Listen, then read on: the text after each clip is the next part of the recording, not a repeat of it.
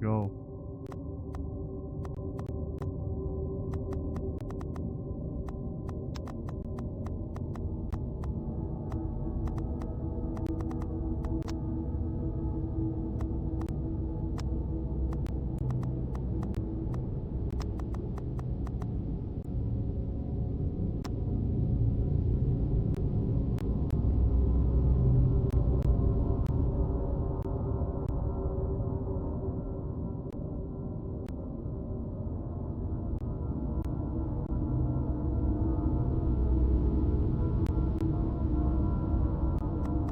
I am writing this under an appreciable mental strain, since by tonight I shall be no more.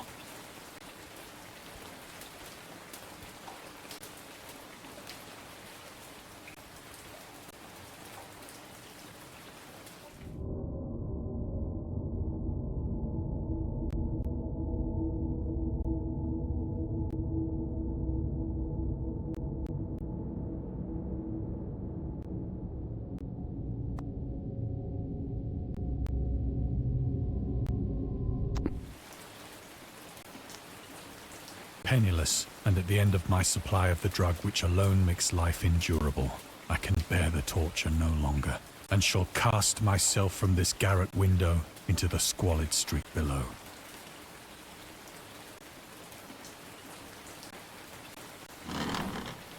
Do not think from my slavery to morphine that I am a weakling or a degenerate. When you have read these hastily scrawled pages, you may guess, though never fully realize, why it is that I must have forgetfulness or death.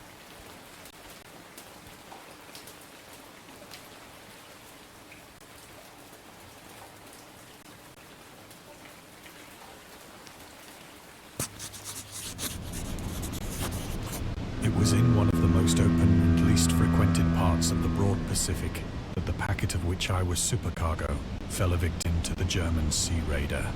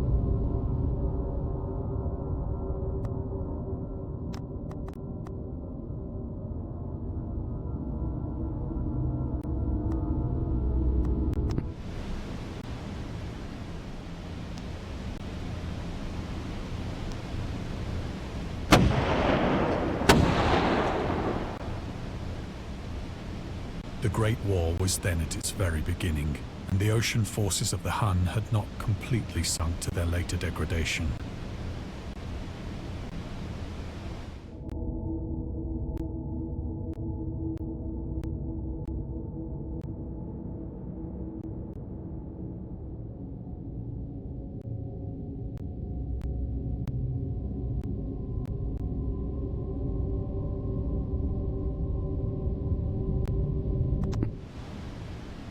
So that our vessel was made a legitimate prize, whilst we of her crew were treated with all the fairness and consideration due us as naval prisoners.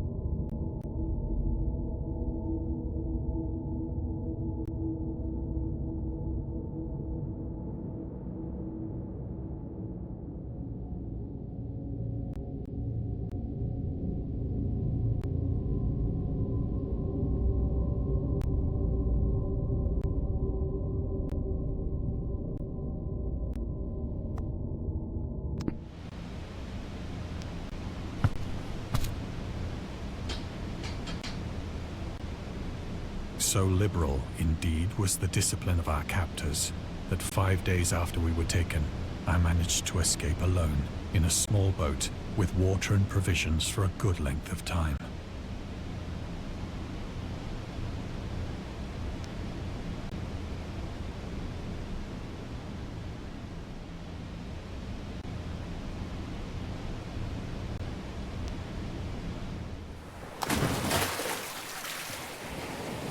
When I finally found myself adrift and free, I had but little idea of my surroundings.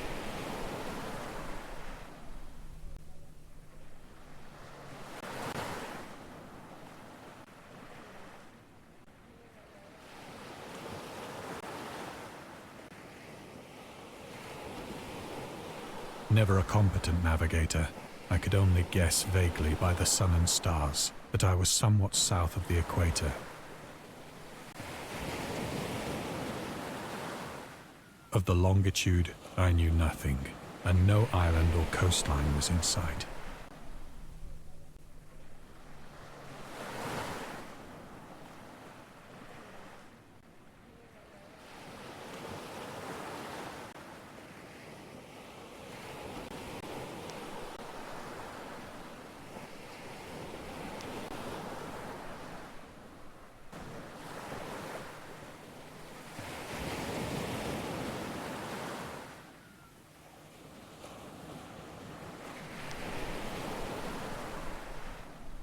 The weather kept fair, and for uncounted days I drifted aimlessly beneath the scorching sun, waiting either for some passing ship or to be cast on the shores of some habitable land.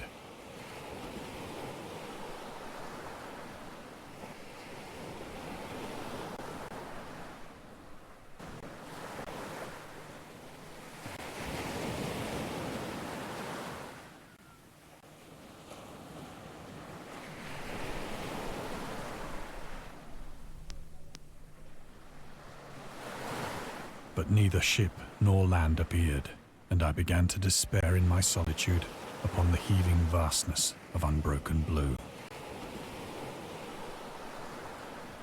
The change happened whilst I slept. Its details I shall never know, for my slumber, though troubled and dream-infested, was continuous.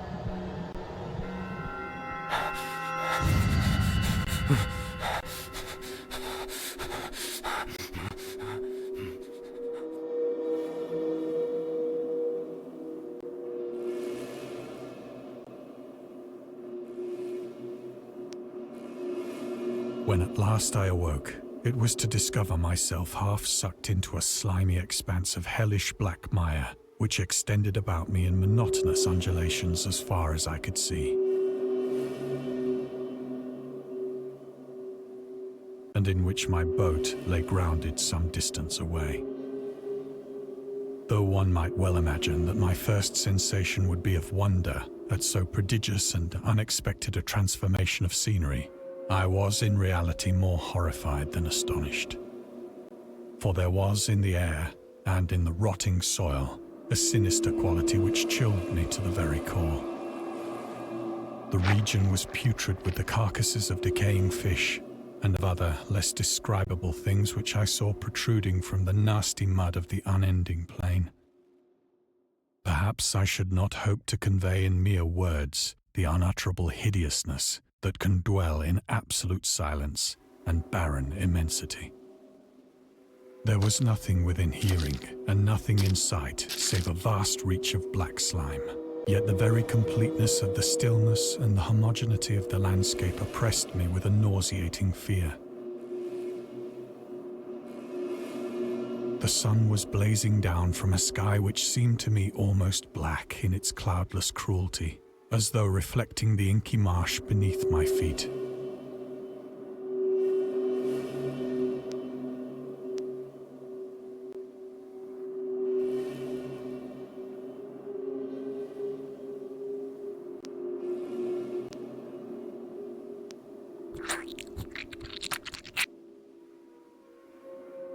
As I crawled into the stranded boat, I realized that only one theory could explain my position. Through some unprecedented volcanic upheaval, A portion of the ocean floor must have been thrown to the surface, exposing regions for which innumerable millions of years had lain hidden under unfathomable watery depths. So great was the extent of the new land which had risen beneath me that I could not detect the faintest noise of the surging ocean, straining my ears as I might. Nor were there any seafowl to prey upon the dead things.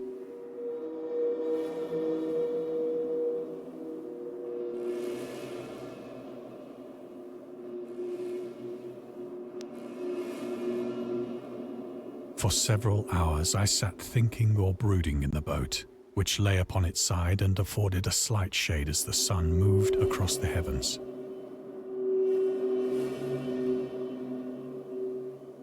As the day progressed, the ground lost some of its stickiness and seemed likely to dry sufficiently for traveling purposes in a short time. That night I slept but little, and the next day I made for myself a pack containing food and water, preparatory to an overland journey in search of the vanished sea and possible rescue.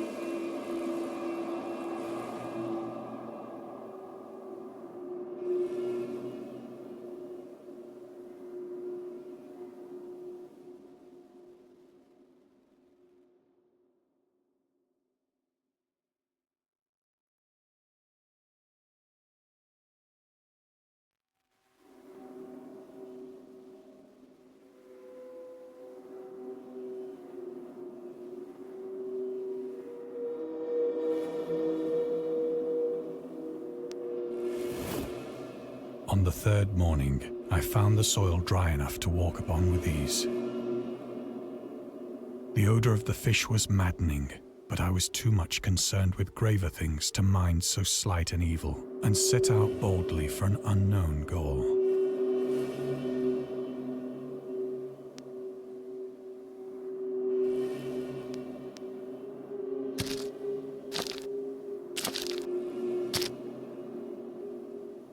All day I forged steadily westward, guided by a faraway hummock which rose higher than any other elevation on the rolling desert.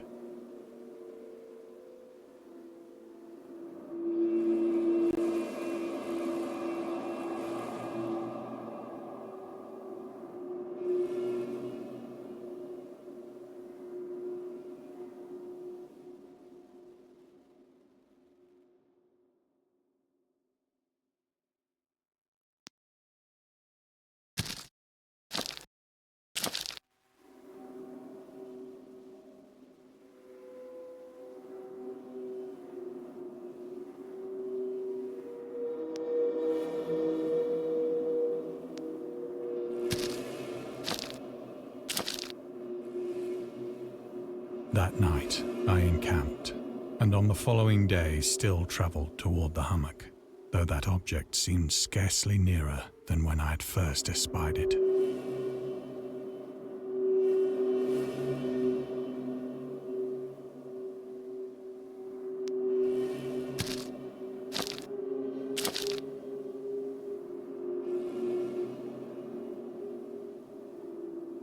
By the fourth evening, I attained the base of the mound, which turned out to be much higher than it had appeared from a distance. An intervening valley setting it out in sharper relief from the general surface. Too weary to ascend, I slept in the shadow of the hill. I know not why my dreams were so wild that night. But ere the waning and fantastically gibbous moon had risen far above the eastern plain, I was awake in a cold perspiration, determined to sleep no more. Such visions as I had experienced were too much for me to endure again, and in the glow of the moon I saw how unwise I had been to travel by day. Without the glare of the parching sun, my journey would have cost me less energy. Indeed, I now felt quite able to perform the ascent which had deterred me at sunset. Picking up my pack, I started for the crest of the eminence.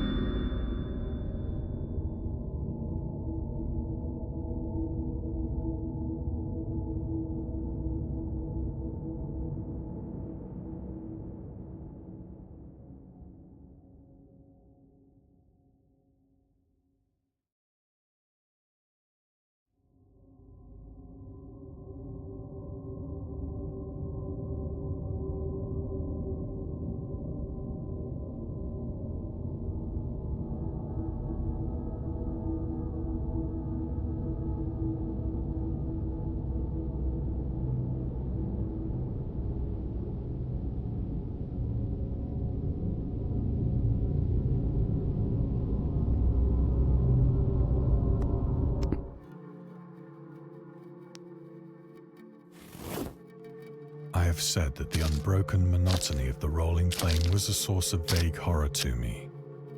But I think my horror was greater when I gained the summit of the mound and looked down the other side into an immeasurable pit or canyon, whose black recesses the moon had not yet soared high enough to illumine. I felt myself on the edge of the world,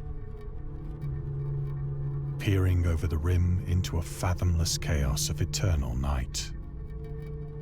Through my terror ran curious reminiscences of Paradise Lost, and of Satan's hideous climb through the unfashioned realms of darkness. As the moon climbed higher in the sky, I began to see that the slopes of the valley were not quite so perpendicular as I had imagined.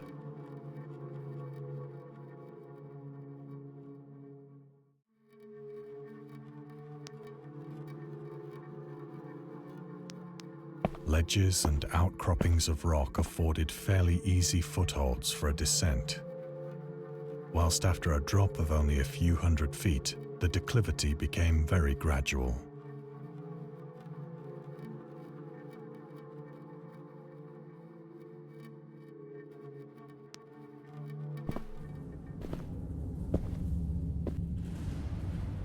Urged on by an impulse which I cannot definitely analyze, I scrambled with difficulty down the rocks and stood on the gentler slope beneath, gazing into the Stygian deeps where no light had yet penetrated. All at once, my attention was captured by a vast and singular object on the opposite slope, which rose steeply about 100 yards ahead of me. An object that gleamed whitely in the newly bestowed rays of the ascending moon.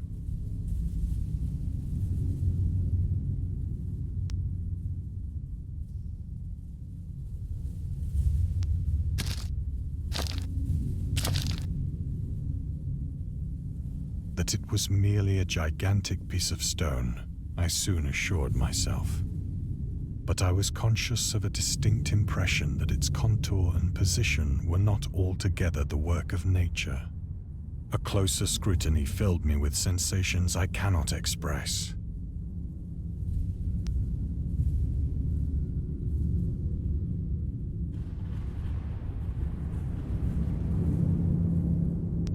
For despite its enormous magnitude and its position in an abyss which had yawned at the bottom of the sea since the world was young, I perceived beyond a doubt that the strange object was a well-shaped monolith, whose massive bulk had known the workmanship and perhaps the worship of living and thinking creatures.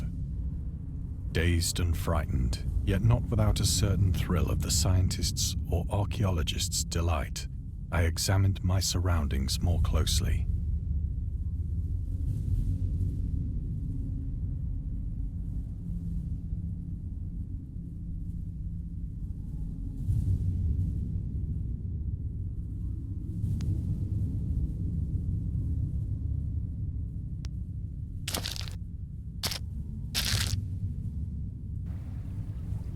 The moon, now near the zenith, shone weirdly and vividly above the towering steeps that hemmed in the chasm, and revealed the fact that a far-flung body of water flowed at the bottom, winding out of sight in both directions and almost lapping my feet as I stood on the slope. Across the chasm, the wavelets washed the base of the Cyclopean monolith, on whose surface I could now trace both inscriptions and crude sculptures.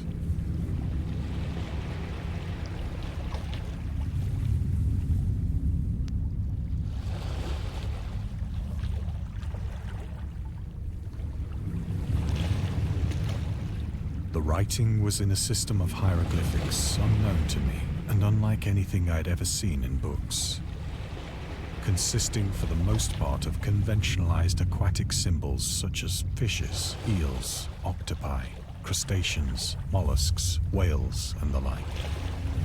Several characters obviously represented marine things which are unknown to the modern world, but whose decomposing forms I had observed on the ocean-risen plain. It was the pictorial carving, however, that did most to hold me spellbound.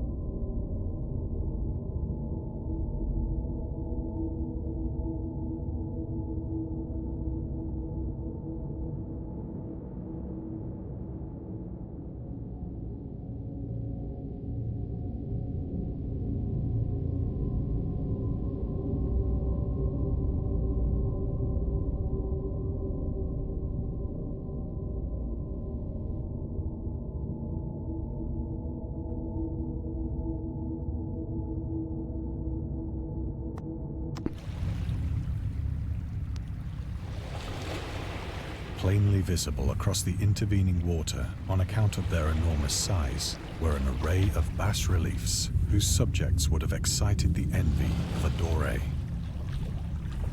I think that these things were supposed to depict men, at least a certain sort of men.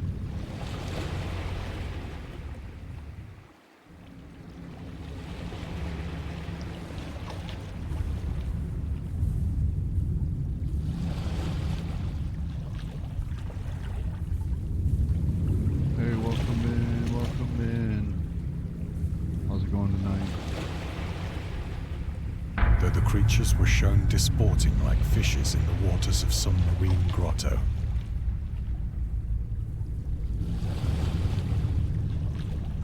Or paying homage at some monolithic shrine, which appeared to be under the waves as well.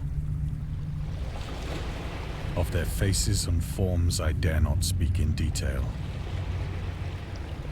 for the mere remembrance makes me grow faint.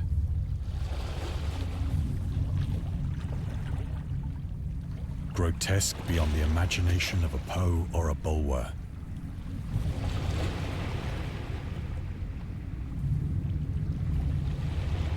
They were damnably human in general outline, despite webbed hands and feet, shockingly wide and flabby lips, glassy, bulging eyes, and other features less pleasant to recall. Curiously enough, they seem to have been chiseled badly out of proportion with their scenic background. For one of the creatures was shown in the act of killing a whale, represented as but little larger than himself. I remarked, as I say, their grotesqueness and strange size, but in a moment decided that they were merely the imaginary gods of some primitive fishing or seafaring tribe. Some tribe whose last descendant had perished eras before the first ancestor of the Piltdown or Neanderthal man was born.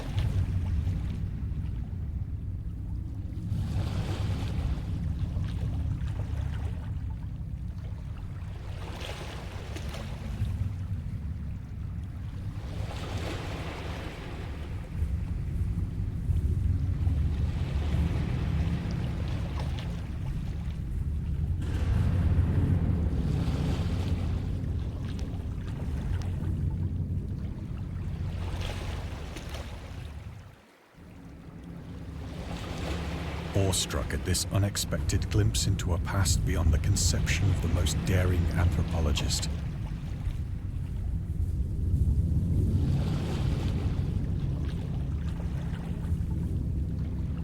I stood musing whilst the moon cast queer reflections on the silent channel before me.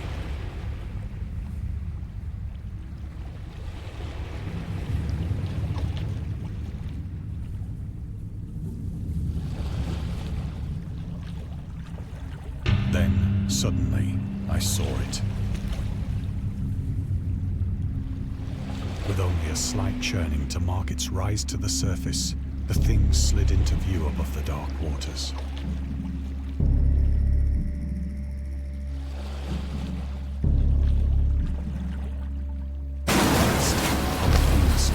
Like a loathsome, it darted like a stupendous monster of nightmares to the monolith, about which it flung its gigantic scaly arms, the while it bowed its hideous head and gave vent to certain measured sounds.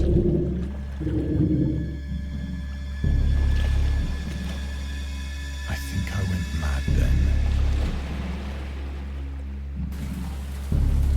Of my frantic ascent of the sloping cliff and of my delirious journey back to the stranded boat, I remember little.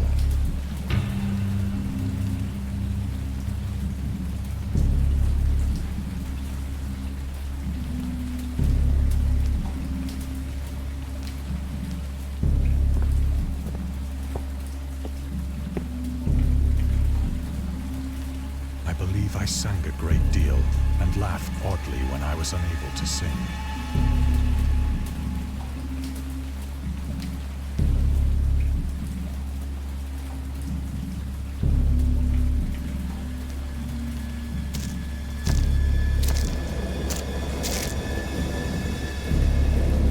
I have indistinct recollections of a great storm sometime after I reached the boat. At any rate, I know that I heard pearls of thunder and other tones which nature utters only in her wildest moods.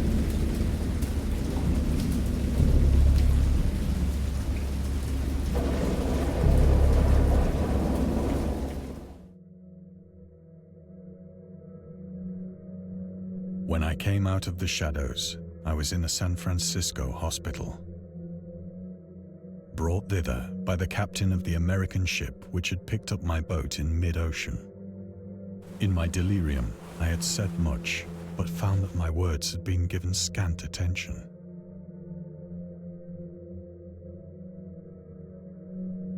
Of any land upheaval in the Pacific, my rescuers knew nothing.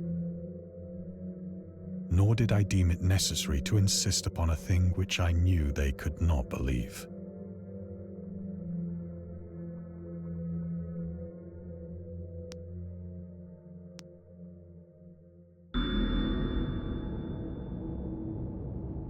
Lovecraft, prominent figure in the world of amateur journalism. In 1915, he started publishing his own journal called The Conservative, which included political and social commentary, poetry, short stories, and literary criticism written by him and others. Howard was a skilled, but he also took part, which resulted in his decision to step away from writing and poetry and concentrate on weird fiction again. For the first time since his teenage years, Dagon, published in 1919, is one of the short stories written during that period. In this example excerpt from The Conservative, the master of horror fiction explains his attitude towards warfare and the idea of world peace. Why any sane human being can believe in the possibility of universal peace is more than the conservative can fathom. Should the entire civilized world agree simultaneously to disarm, one or more nations would undoubtedly retain secret armaments and at the proper time take advantage of their more altruistic and less astute contemporaries in a wild career of conquest against unarmed victims. No country is, or even can be, above warfare until the basic impulses of the human animal should have miraculously changed. I like that.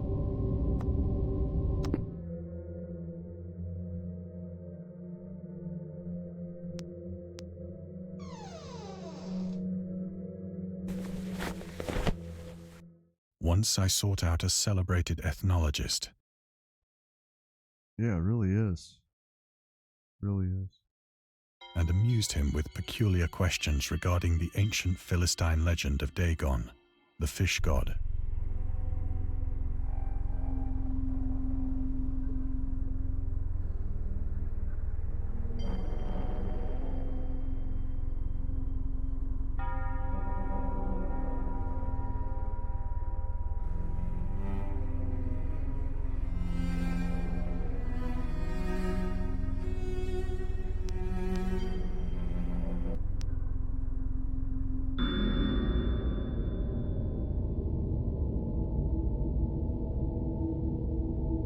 Dagon was the main deity of the Philistines, worshipped throughout the Middle East and the ancient god of fertility and crops.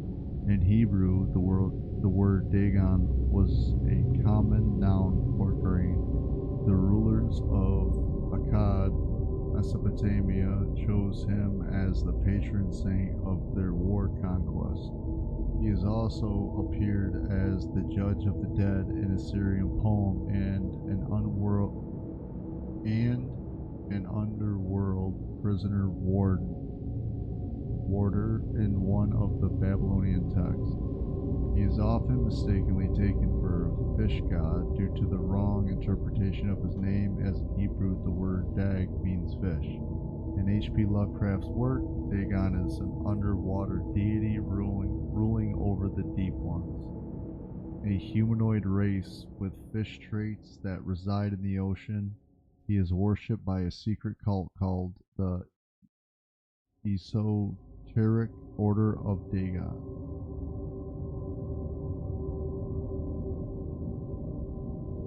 Welcome in, everybody.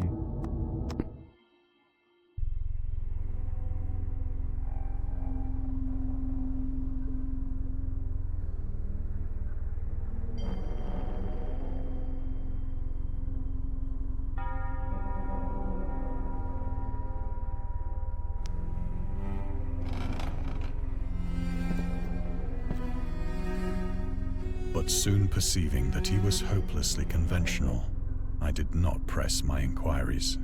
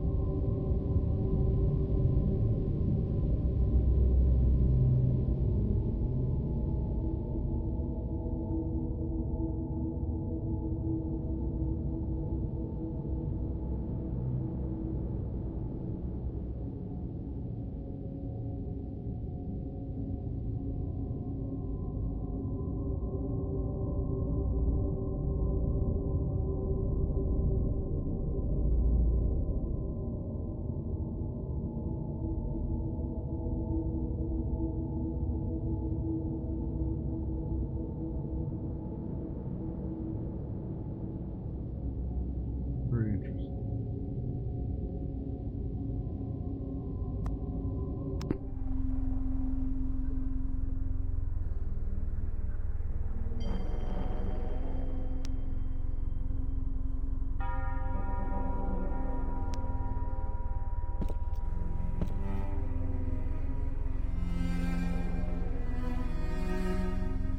Next.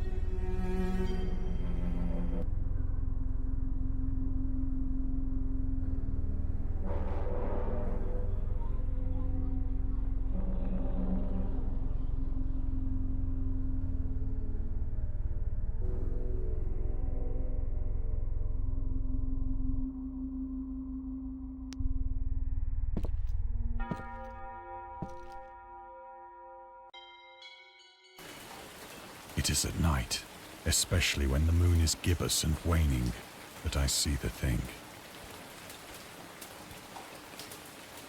Yeah, well, it's all based on a book. It's pretty much just a visual playthrough of the book. Give me 1 second to get this off my screen.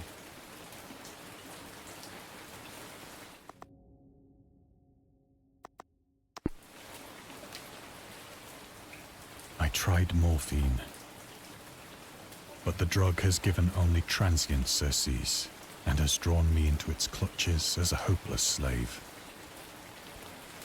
So now I am to end it all, having written a full account for the information or the contemptuous amusement of my fellow men.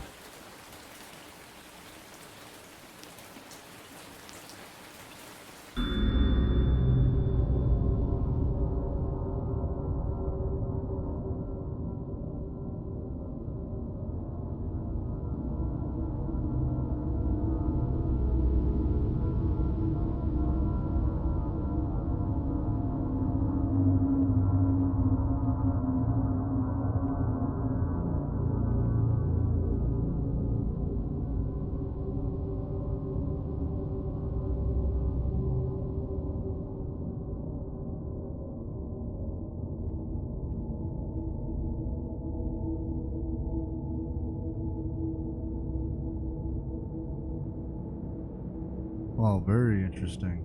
Very interesting. He didn't drink, he didn't smoke. He was pretty much against it.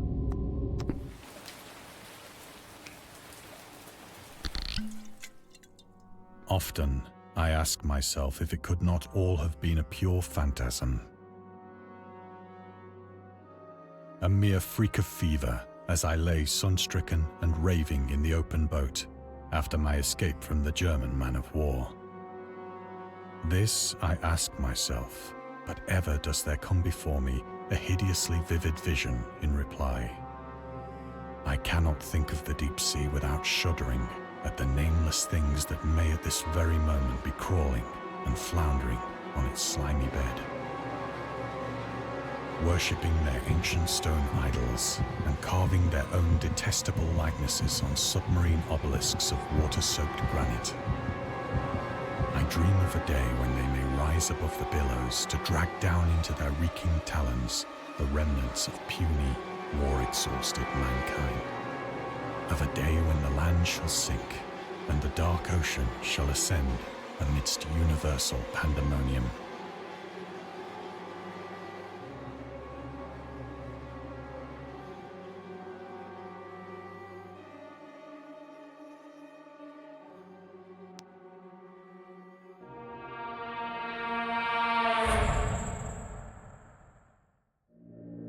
The end is near.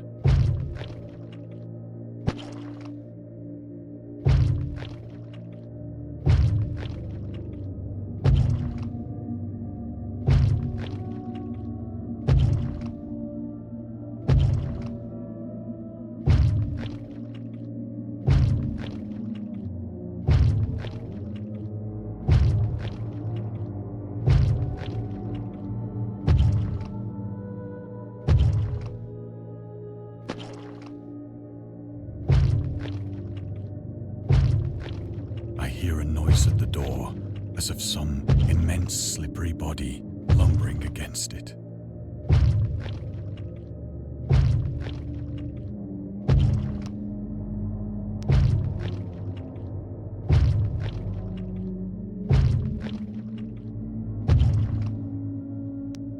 It shall not find me.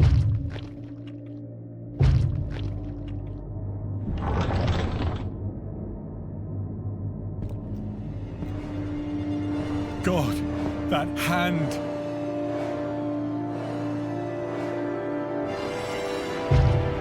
The window! The window!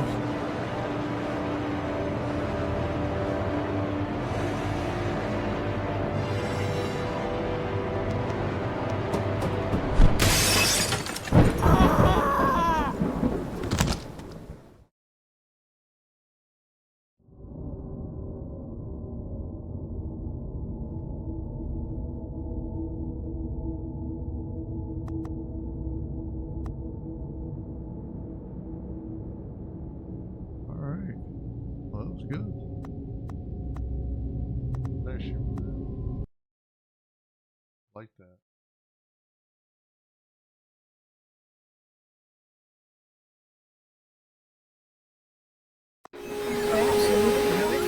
And scary stories have been accompanying men for centuries. They have many faces and forms, but what is their purpose? Why do we enjoy being afraid so much? During our therapy, I'll try to